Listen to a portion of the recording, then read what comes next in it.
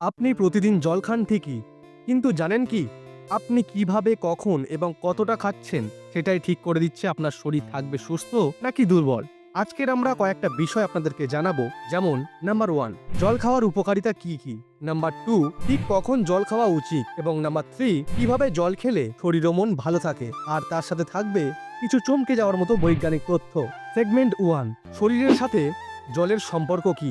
আমাদের শরীরের প্রায় 60 থেকে 70% অংশই জল। মস্তিষ্কে থাকে 73% জল, মাংসপেশিতে থাকে 79% জল এবং রক্তে থাকে 90% জল। এমনকি হাড়ের মধ্যেও থাকে 22% জল। জল শুধু তৃষ্ণা মেটানোর জিনিস নয়, এটা হলো শরীরের সিস্টেম চালু রাখার লুব্রিকেন্ট। এবং এর কিছু কিছু উপকারিতা আছে, সেগুলি সংক্ষেপে আলোচনা করছি। যেমন নাম্বার 1, এই জল আমাদের দেহের তাপমাত্রাকে নিয়ন্ত্রণ করে। নাম্বার 2, টক্সিনকে দূর করে। নাম্বার 3, হজমের সাহায্য করে। নাম্বার 4, ত্বক উজ্জ্বল রাখতে সাহায্য করে। নাম্বার 5, হরমোনকে ব্যালেন্স করতে সহযোগিতা করে এবং তার সাথেই ওজন কমাতে সাহায্য করে। হ্যাঁ, জল খেলে মেটাবলিজমও বাড়ে। সেগমেন্ট 2, কখন জল খাওয়া উচিত। নাম্বার 1 পয়েন্ট হলো, ঘুম থেকে উঠে খালি পেটে 2 গ্লাস গরম জল খেলে লিভার ও কিডনি ক্লিন থাকে, অর্থাৎ বাংলা ভাষায় যেটাকে বলে পরিষ্কার থাকে। এবং নাম্বার 2, আবার খাওয়ার 30 মিনিট আগে আপনি যদি জল খান তাহলে আপনার হজম রস সক্রিয় হয়, পেটের অ্যাসিড নিয়ন্ত্রণে থাকে। নাম্বার 3, ব্যায়ামের আগে ও পরে জল না খেলে ডিহাইড্রেশন থেকে ক্লান্তি বা মাথা ঘোরা পর্যন্ত হতে পারে। এবং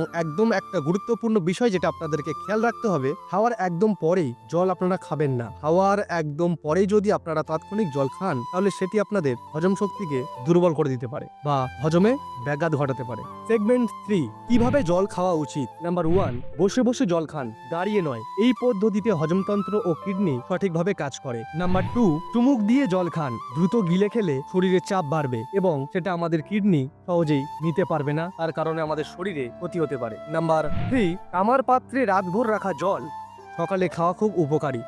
এতে অ্যান্টিব্যাকটেরিয়াল প্রভাব থাকে, যা আমাদের শরীরের জন্য খুবই গুরুত্বপূর্ণ। নাম্বার 4, খুব ঠান্ডা জল খাওয়ার চেষ্টা করবেন না বা খাবেন না। কুসুম গরম জল বা রুম টেম্পারেচারের মতো জল আপনারা খাওয়ার চেষ্টা করবেন, কারণ ঠান্ডা জল হজমের এনজাইমকে নষ্ট করে দিতে পারে, যা আপনাদের হজম শক্তিকে নষ্ট করে দিতে পারে বা আপনাদের হজম শক্তিতে ব্যাঘাত ঘটাতে পারে। সেগমেন্ট 4, জল না খাওয়ার জন্য ক্ষতি। চলুন জেনে নিই জল কম খেলে কি কি ক্ষতি হতে পারে বা কি কি সমস্যার সম্মুখীন হতে পারে। নাম্বার 1, কনস্টিপেশন বা কোষ্ঠকাঠিন্য। নাম্বার 2, মাথা ব্যথা বা মাইগ্রেনের সমস্যা। নাম্বার 3, ত্বক শুষ্ক হয়ে যাওয়া বা ড্রাই স্কিনের প্রবলেম। নাম্বার 4, মনোযোগের ঘাটতি। Number 5, urinary infection. আরও একটি গুরুত্বপূর্ণ বিষয় যেটা আপনাদের জানা উচিত, একটা গবেষণায় জানা গেছে বা দেখা গেছে, দেহের 2% জল কমে গেলে মনোযোগ ও স্মৃতিশক্তি কমে যায়। সেগমেন্ট 5, অতিরিক্ত জল খাওয়ার পার্শ্ব প্রতিক্রিয়া। হ্যাঁ, বেশি জল খেলেও আমাদের শরীরে দেখা দিতে পারে নানান রকম সমস্যা। যেমন নাম্বার 1, শরীরের সোডিয়াম লেভেল কম হয়ে যেতে পারে।